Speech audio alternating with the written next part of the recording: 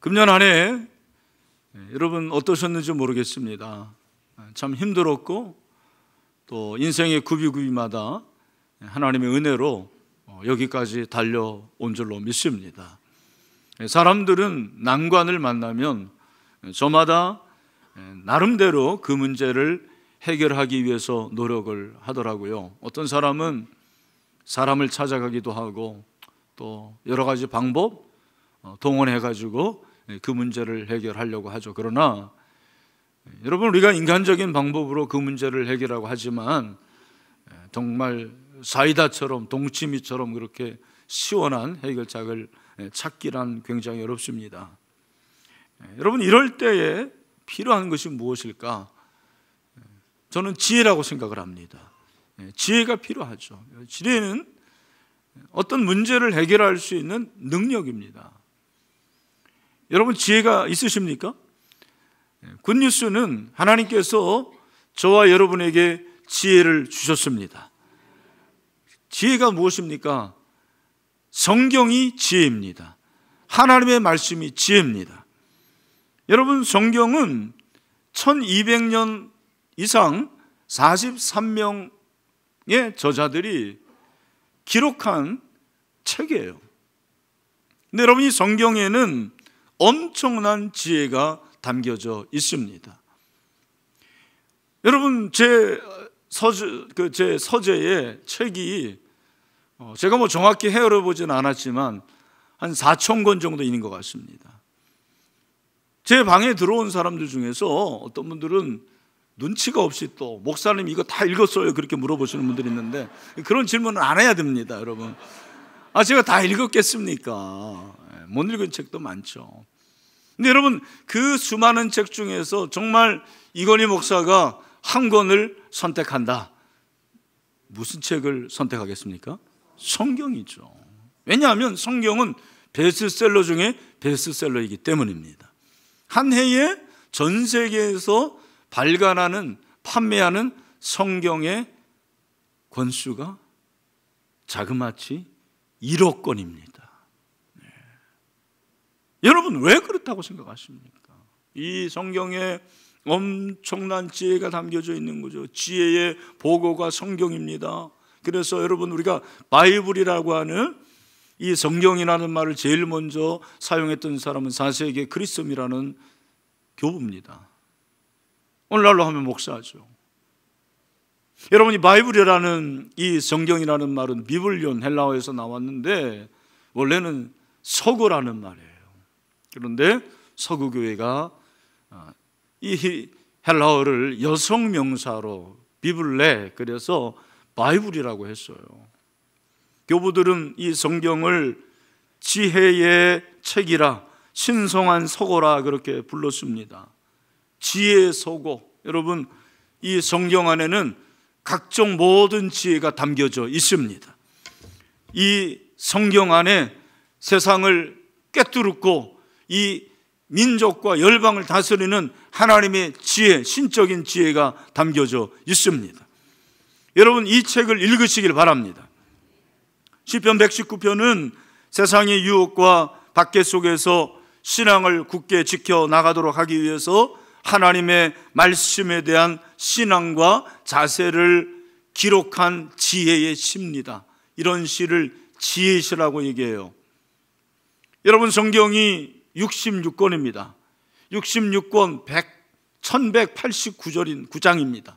1189장인데 그 1189장 중에서 제일 긴 장이 바로 몇 장? 시편 119장. 보통 시기 때문에 119편이라고 얘기를 합니다. 몇 절이요? 176절입니다. 여러분, 이 176절을 우리가 압축하고 농축하면 하나가 남아요. 하나의 단어. 그 단어가 뭘까요? 바로 성경이에요. 말씀, 율법, 바로 성경이 남습니다. 여러분, 176절, 여러분이 어떤 한 주제, 당일한 주제를 가지고 176가지라는 표현으로 표현할 수가 있겠습니까? 그것도 시로. 엄청나게 광대한 내용이죠. 그 깊이가 얼마나 깊은지 몰라요. 여러분, 어떻게 이 시인은 이렇게 한 가지 단일한 주제, 하나님의 말씀, 성경을 가지고 광대하고 깊이 있는 시를 지을 수 있었을까? 저는 그 답이 본문에 나와 있다고 생각을 합니다. 여러분, 본문을 보면 뭐라고 그랬습니까? 기억나시는지 모르겠어요. 뭐라고요? 시작. 내가 주의 법을 어찌 그리 사랑하는지요. 여기 주의 법, 성경을 내가 어찌 그리 사랑하는지요. 이 저자는 성경을 너무너무 사랑하는 거예요. 성경을 진짜 사랑한다고 고백을 합니다. 97절에서만 고백하는 게 아니고 127절에서는 뭐라고 고백을 합니까? 다 같이 시작. 그러므로 내가 주의 계명들을 금곧 순금보다 더 사랑하나이다. 여러분, 금 좋아하시죠? 예. 근데 금을 선택하시겠어요? 성경을 선택하시겠어요? 솔직히 말하세요. 이 사람은 순금보다 뭐를 더 사랑한다? 성경을 사랑한다. 140절에 주의 말씀이 심히 순수함으로 주의 종이 이를 사랑하나이다. 163절 나는 거짓을 미워하며 싫어하고 주의 법을 사랑하나이다. 여러분, 지금까지 여러분이 사랑의 고백을 많이 했을 텐데 성경을 사랑합니다라는 고백을 해본 적이 있으십니까? 하나님, 저에게 성경을 주신 거 정말 감사합니다. 내가 이 성경을 사랑합니다. 내가 제일 사랑하는 것은 이 성경입니다. 내가 가장 사랑하는 책은 성경입니다라고 여러분들이 그렇게 고백한 적이 있습니까? 시인이 성경을 사랑한다고 고백을 하고 있어요. 여러분, 우리 내년에 우리 신일교회 모든 성도들이 정말 단일한 주제, 한 가지 주제로 집중합니다. 무엇입니까? 다 같이 성경을 사랑합니다. 여러분, 성경을 사랑할 수 있게 되기를 축원합니다. 시인이 성경을 사랑하는지 어떻게 알 수 있습니까? 여러분, 당신 나 사랑해. 사랑해. 어떻게 알아? 여러분, 어떻게 알아요? 뭔가 증거가 있잖아요. 오늘 시인은 내가 성경을 사랑하는지, 하나님, 내가 성경을 사랑하는데 어떻게 사랑합니까? 종일 작은 소리로 읊조린다 그랬어요. 하루 종일 읊조린다라는 것은 어떤 뜻을 의미하면서 작은 소리로 자꾸 되풀이하는 게 그게 읊조리는 거예요. 그러니까 작은 소리로 읊조리는 것은 한국어 번역으로는 반복이라고 볼 수가 있습니다. 그러니까 이 사람이 제사장인지 레위인인지 몰라요. 무명해요. 누군지 말하지 않는데 이 무명의 사람이 하나님, 저는 성경을 사랑합니다. 그 성경을 사랑해서 늘 하루 종일 그 말씀을 작은 소리로 읊조리고 작은 소리로 음미하고 그 말씀을 내 마음에 담습니다라고 그렇게 고백을 하고 있는 거예요. 여러분, 목사이기 때문에 성경을 늘 음미하고 성경을 읽고 그러지는 않아요. 왜냐하면 바쁘기 때문에 그런 거죠. 참, 제 자신이 연말연시 되면 얼마나 바쁜지, 하나님 1시간만 더 줬으면 좋겠습니다. 25시간은 좋겠습니다. 그런 생각을 할 때도 많습니다. 여러분, 제가 바쁜데 아마 여러분을 더 바쁠 수도 있어요. 여러분 바쁘시죠? 안 바쁘세요? 바쁘시죠? 네. 그런데 아이러니한 사실은 한국인들이 그렇게 바쁨에도 불구하고 그 바쁜 가운데서도 꼭 하는 게 있습니다. 그게 뭘까요? 텔레비전을 그렇게 시청을 하는 거예요. 텔레비는 나의 목자시니 내가 부족함이 없으리로다. 그러면서 제가 조사해 보니까 한국인의 평균 텔레비전 시청 시간이 3.11시간이에요. 하루에 3시간, 그러니까 24시간 8분의 1은 텔레비전 앞에서 넉넉히 있는 것입니다.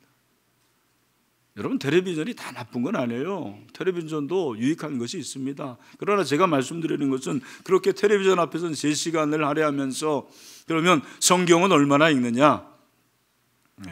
제가 한국 기독교 분석 리포트라는 집이 있는데 그 책에서 조사해 보니까 한국 교인이 하루에 성경을 읽는 평균 시간이 나왔는데 놀랍습니다.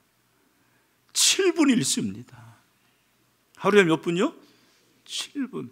아마 여러분 중에는 7분이나 읽어 그런 사람도 있을 거예요. 7분도 안 읽는 분들이 많아요. 아마 여러분 가운데는 지난 일주일 동안 성경 거들떠보지도 않고 오늘 그냥 성경 툭툭 털어가지고 온 사람도 있고 성경 또 안 가져오는 분들도 많아요. 요즘에는 천주교 영향을 받은 것 같아요. 여러분 3시간이면 몇 분이죠?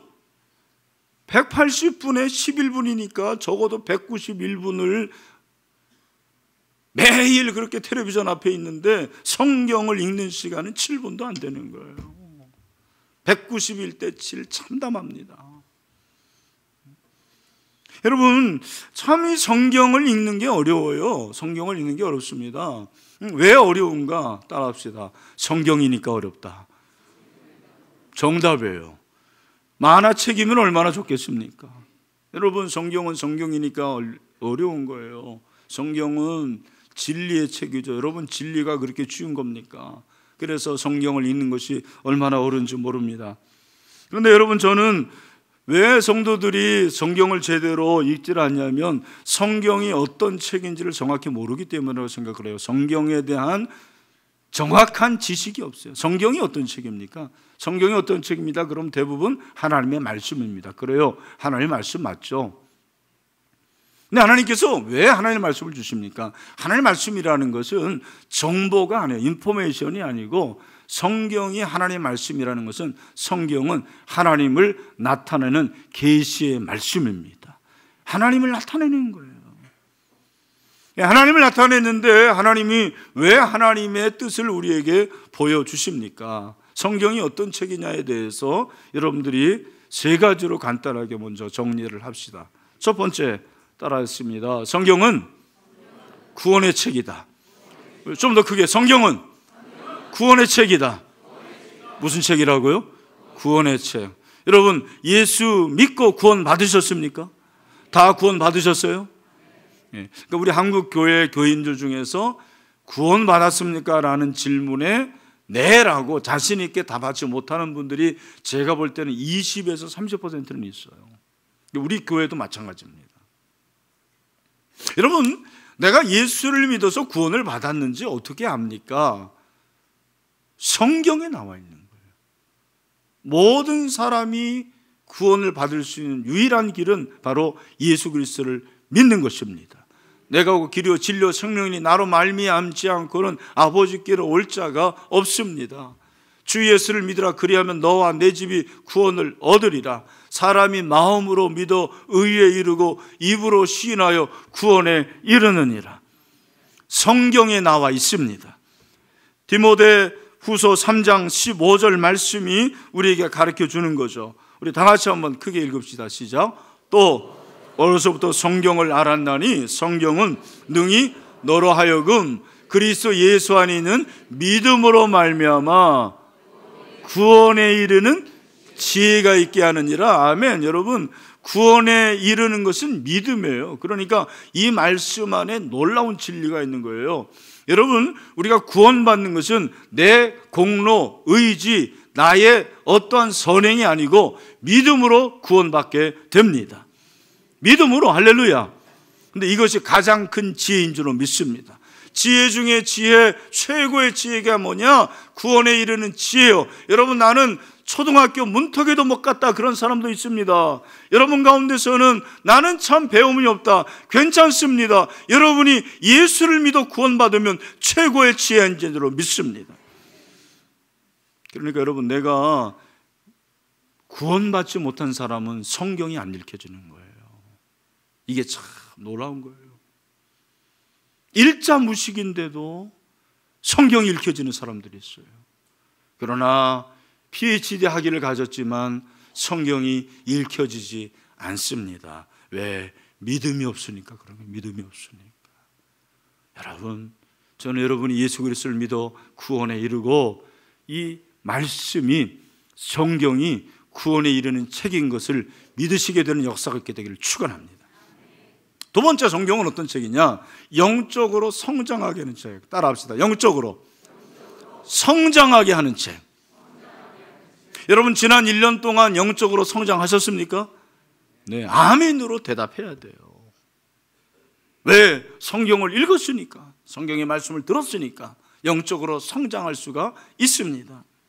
여러분 성장은 먹어야지 성장하는 거예요. 하나님의 말씀을 먹으면 성장이 됩니다. 무엇보다도 여러분 하나님의 말씀은 인간이 쓴 책이 아니고 성령의 감동으로 쓰여진 책입니다. 이 성경 안에 성령의 숨결이 있는 거예요. 왜냐하면 모든 성경은 하나님의 감동으로 되었어요. 성령 하나님께서 이 성경을 써 주셨습니다. 그러므로 여러분 성경은 성령 하나님이 저자십니다. 성령 하나님이 저자기 때문에 이 성경에는 오류가 있다 없다? 없어요. 오류가 없어요. 인간이 쓴 책은 다 오류가 있습니다. 저도 책을 썼습니다만 여러분 책을 쓸 때는 약간 이런 표현이 어떨지 모르지만 뻥치는 게 있을 수 있어요.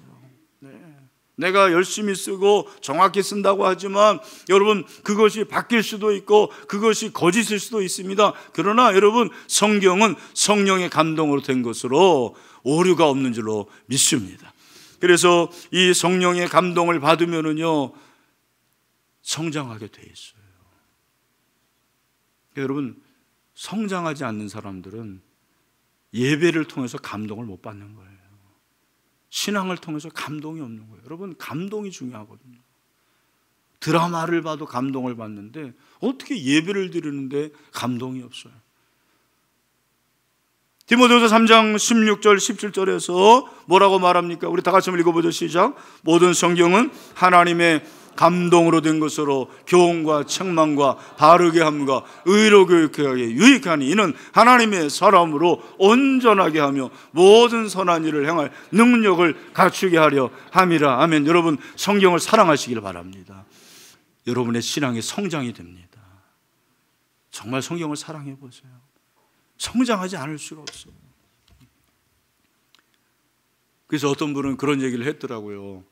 매일 성경을 5장만 계속 읽으면 목사가 필요 없다. 걱정이 돼요. 내년에 여러분 이제 성경 읽을 텐데 이제 이건희 목사 필요 없다고 할까봐 여러분 쫓아내지 마시길 바랍니다. 그러나 일리가 있어요. 제가 여러분에게 설교하는 것도 좋지만 여러분이 매일 말씀을 5장씩만 읽으면은요 여러분은 영적으로 성장하게 되는 거예요. 여러분 성장하는 그리스도인이 되기를 주님의 이름으로 축원합니다. 할렐루야. 말씀은 영적인 자양분이 되는 거죠. 이걸 여러분들이 잘 특별히 오늘 31분의 새가족 주님의 이름으로 축복합니다. 환영합니다. 여러분 지금부터 말씀을 잘 읽는 습관을 들이세요. 습관이 잘못 들인 사람들은 일은 열심히 하는데 은혜를 못 받는 거예요. 교회는 오래 다니는데 감동을 못 받아요. 그러니까 굉장히 싸나워집니다. 사람들이 변화가 일어나지 않아요. 무늬만 크리스찬이 되는 거예요. 한국교회가 그런 교인들이 많아요. 우리 신일교회는 그런 교인들 없게 되기를 소원하고 여러분 성장할 수 있게 되기를 주님의 이름으로 축원합니다. 자, 지금까지 두 가지 성경은 어떤 책이다? 구원의 책이고 또 하나는 우리를 영적으로 성장하게 하는 책. 마지막으로 세 번째는 따라합시다. 성경은 인생의 기준이 됩니다. 뭐가 된다고요? 기준. 여러분 기준이 중요합니다. 오늘 이 시편 119편에 저자가 176절을 계속 성경에 대해서 얘기하는데 그 표현이 다 달라요. 성경이라는 표현을 하는데 율법, 법, 말씀, 율례, 규례, 교훈, 주의 도, 주의 증거, 주의 계명, 진리, 법도 여러 가지 표현을 합니다. 이 모든 것에 한 가지 공통점이 있어요. 그게 뭐냐면 기준이에요. 기준. 여러분 성경을 보통 뭐라고 말하냐면 정경이라고 말하는 거예요. 여러분 이 성경을 기록할 때 성경 외에 다른 사본들이 굉장히 많습니다. 좀 어려운 얘기예요. 잘 들으십시오. 그러니까 여러분 사본을 많이 기록을 했는데 그 중에서 정경을 딱 만드는 게 66권 정경이에요. 그 정경이 영어로 캐논, 카메라가 아닙니다. 이 정경이 뭐냐면 의미가 갈대라는 의미예요. 원래 갈대에서 나왔어요. 무엇입니까? 측정하는 막대기입니다. 측량 기준을 뜻합니다. 여러분 기준이 바라야 되거든요. 기준이 잘못되면 마지막에 보면 엄청난 오차가 생겨요. 기준이 중요합니다. 인생을 살다 보면 난관을 만나게 되고 그 난관 가운데서 기준이 흔들려 버립니다. 그러니까 사기를 치고 거짓말을 하고 기준이 흔들려 버리니까 세상에 사람들과 똑같이 행동을 하는 거예요. 여러분, 저와 여러분 가운데는 기준이 확립이 되기를 소원합니다. 우리의 기준이 무엇입니까? 바로 하나님의 말씀이죠. 말씀. 성경은 저와 여러분의 인생의 기준이 됩니다. 여러분, 여러분의 자녀들에게 이 성경을 물려줄 수 있게 되기를 축원합니다. 여러분, 교인들 중에서도 이 기준이 흔들리는 사람들은 이단에 잘 넘어가요. 여러분 잘 들으십시오.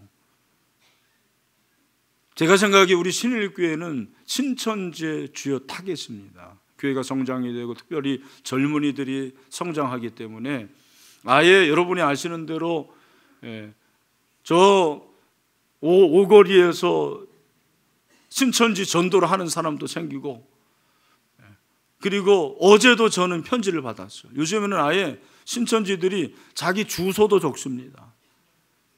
저는 참 이렇게 감히 뭐 당연하죠. 딱 보니까 이거는 신천지가 쓴 편지예요.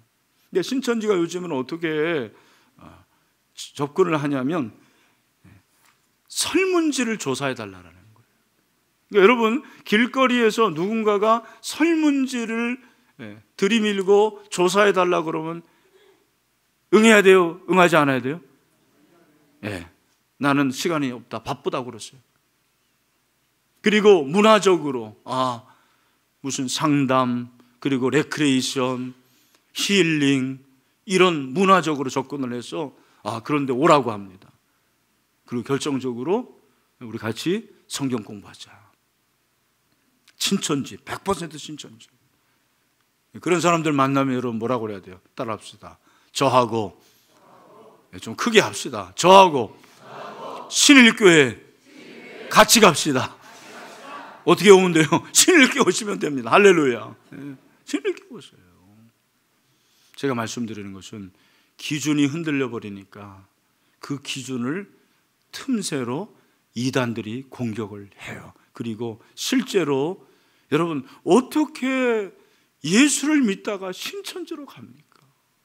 얼마나 기준이 흔들리면 그래. 여러분 신천지에 들어가면은요, 여러분 패가 망신합니다. 가족도 없어요. 부모도 없습니다. 얼마나 불행한지 몰라요.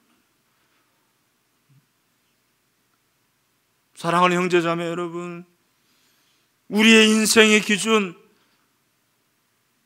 유일한 기준은 바로 성경 말씀, 하나님의 말씀인 줄로 믿습니다. 시편 119편 105절에서 그래서 이 기자는 뭐라고 말합니까? 우리 다 같이 시작. 주의 말씀은 내 발의 등이요 내 길의 빛이니이다. 여러분 어려운 일이 생기면 말씀으로 돌아가세요. 말씀을 붙잡으세요. 우리가 힘든 때를 살고 있는데 괜히 이리 기웃 저리 기웃 하지 마세요. 하나님의 말씀으로 한번, 말씀이 뭐라고 하는지 한번 곰곰이 성경을 읽어보세요. 119편 165절에 보니까 주의 법을 사랑하는 자에게는 큰 평안이 있으니 그들에게 장애물이 없으리이다. 아멘. 사랑하는 성도 여러분, 우리가 주의 말씀을 정말 인생의 기준으로 삼게 되기를 주님의 이름으로 축원합니다. 세 가지 기억하세요. 첫 번째, 성경은 구원의 책. 두 번째는 영적으로 성장하게 하는 책. 세 번째는 인생의 기준. 자, 그런데 잘 보세요. 여러분, 아무리 이렇게 알아도 읽지 않으면 소용이 없는 거예요. 자, 오늘 이게 문제라는 거예요. 성경을 알고, 성경이 뭐고, 아무리 연구하고, 그리고 많이 지식이 있더라도 성경을 읽지 않으면 소용이 없는 거죠.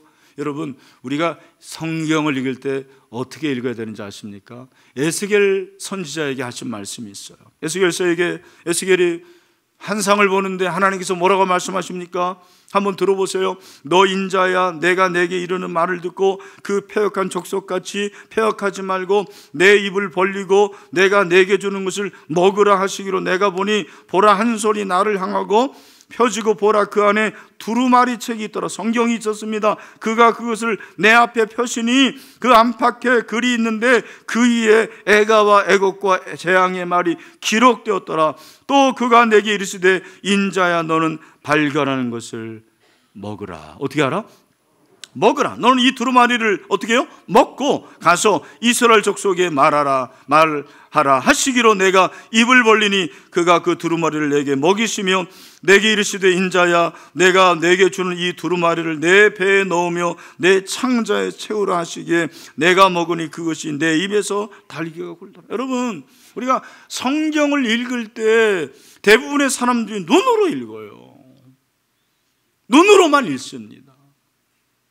여러분, 성경을 먹는 것은 성경을 나의 전 인격으로 읽는 것을 말하는 거죠.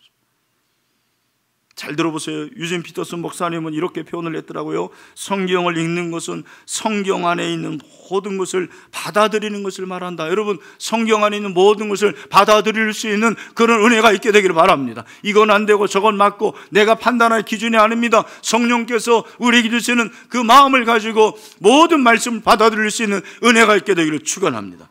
그런데 그것을 받아들일 때 어떻게 받아들여야 되냐면 재미있는 표현 하나 있어요.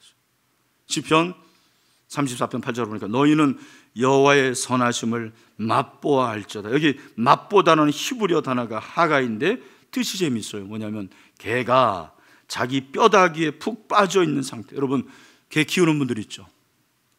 개한테 며칠 굶어가지고 갈비 뼈다귀를 하나 던져보십시오. 그럼 어떡합니까? 그걸 꽉 뭅니다. 나요 안 나요? 안 나요. 근데 여러분, 개가 그것을 물을 때는 이빨로만 무는 게 아니에요. 물면서 혀로 핥고 그리고 그것이 자기 장으로 돌아가요. 그렇죠? 그래서 그것을 다 받아들이는 상태가 바로 맛보는 거예요. 하나님의 말씀을 읽는 게 이런 상태라는 것을 말하는 것입니다. 그렇구나. 저는 이 말씀 보면서 내가 성경을 읽을 때 나의 지정의, 나의 지식과 나의 감정과 나의 의지로 다 받아들이는 이러한 총체적인 읽기가 돼야 되겠구나라는 생각을 했어요. 그러면서 저는 하나님께 회개했습니다. 여러분, 용서받기 전에 회개해야 되거든요. 어떤 회개를 했느냐. 하나님, 제가 하나님의 말씀을 이렇게 먹지 않았네요. 너무 의무적으로 먹고 굶지 않으려고 먹고 제가 그렇게 했습니다. 여러분, 제가 제 자랑이 아니고 정말 주일학교에서 잘 자라고 전국 성경고사대회에서 1등도 하고 그렇지만 하나님의 말씀을 처음부터 끝까지 읽는데 너무 소홀히 했어요. 내가 자만했어요. 그러다가 제가 예수님을 인격적으로 만나게 되고 그 다음에 바로 변화가 시작이 됐는데 그게 뭐냐, 성경을 한 2독을 바로 했습니다. 성경을 2독을 하고 그리고 신대원에 가서 제가 부활전쯤 됐는데 기숙사에서 큐티를 하고 기도를 하는데 성령이 저에게 임하셨어요. 기도하는데 갑자기 혀가 꼬부라지기 시작하는 거예요. 방언이 시작이 됐어요. 저는 말씀을 통해서 방언을 경험했어요. 그래서 말씀과 기도가 같이 가야 되는 건 저는 알고 있어요. 그렇게 제가 하나님의 말씀을 개가 딱 무는 것처럼 그렇게 먹었는데 지금은 그냥 의무적으로 할 때도 많고 졸면서 읽을 때도 있고 뭐 그렇게 바쁜지. 여러분, 저는 저뿐만 아니라 내년에 우리 신일교회 모든 성도들이 하나님의 말씀을 먹을 수 있게 되길 바랍니다. 우리의 배에 채웠으면 좋겠어요. 아멘. 읽으시길 바랍니다. 읽는데 매일 읽으세요. 성경은 일주일에 한 번 읽는 책이잖아요. 그죠? 어디서? 교회에서. 그런 책이 아니에요. 성경이 여러분의 정말 가장 사랑하는 책이 됐으면 좋겠어요. 휴대폰보다 더 사랑했으면 좋겠어요. 매일 읽고 기도하고 이 말씀을 통해서 여러분의 인격이 변화되기를 주님의 이름으로 축원합니다. 사실 말씀은 왜 읽느냐면요, 변화되려고 읽는 거예요. 여러분 변화되고 있습니까? 여러분 변화되셨습니까? 참, 제자 훈련할 때는, 제자 훈련 받을 때는 조금 변화된 것 같은데, 제자 훈련 끝나면은 성경도 제대로 안 읽고 기도 생활도 제대로 안 읽고, 그런 분들도 있을 수 있어요. 참 저는 이 목회하면서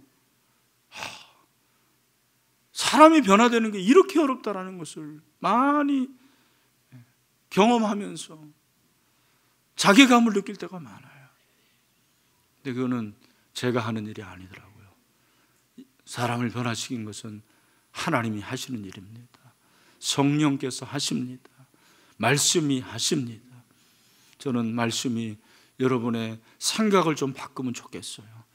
참 이번에 제가 그 유아세례 이렇게 부모들이 쓴 간증문을 보니까요, 세계관이라는 단어를 쓰는 사람들이 맞아요. 세계관이 바뀌어야 돼요. 돈 좋아하고 그냥 예수 믿으면서 그냥 세계관이 늘 가치관이 세상에만 있는 사람들, 이거 바뀌어야 되거든요. 예수를 믿으면서도 여전히 사랑하지 않고 늘 비판하고 나쁜 것만 보는 것들, 우리 가운데 이런 모습들이 참 있지 않습니까? 저는 참 기대가 됩니다. 내년에 성경을 읽으면서 그냥 성경 읽도 우리가 몇 명 했으면 좋겠습니다라는 그런 물리적인 숫자적인 것으로 끝나지 않고 저를 모두가 정말 변화되는 원년이 되기를 소원합니다. 큰 변화가 있게 되기를 주님의 이름으로 축원합니다. 말씀을 맺습니다. 오늘 설교를 들었습니다. 한번 묻겠습니다. 여러분 성경 일독 하시겠습니까? 아멘. 우리 비전월도 하시겠습니까? 네. 안 하시는 분들은 신일교회 교인 사표를 쓰셔야 됩니다. 정말입니다. 네. 다 읽으시길 바랍니다. 혼자 읽기 어려우니까 목장에서 함께 읽읍시다. 네. 언제부터 읽으시겠습니까? 1월 1일부터. 그런 분들은 안 읽습니다. 대체로 공부를 못하는 사람들의 스타일입니다. 언제부터 읽어야 돼요? 오늘부터. 할렐루야. 아멘. 우리 부부들 함께 읽으시고 가족 읽으시고 정말 우리 신일교회가 성경 일독을 통해서 하나님을 사랑하고 성경 일독을 통해서 우리 인생이 바뀌는 그런 놀라운 터닝 포인트가 되기를 주님의 이름으로 축원합니다. 축원합니다.